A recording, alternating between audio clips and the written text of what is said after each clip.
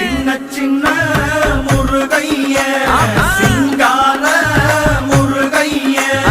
கொஞ்சி கொஞ்சி தமிழ் பேசும் செந்தில் வடிவேலனவ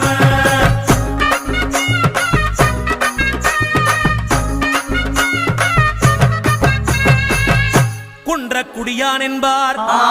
பழனிமலைநாதன் என்பார், வடபழனி ஆண்டவன் என்பார், சரவண பவன் என்பார், நிமலன் சுவாமி என்பார், தண்டாயுதபாணி என்பார்,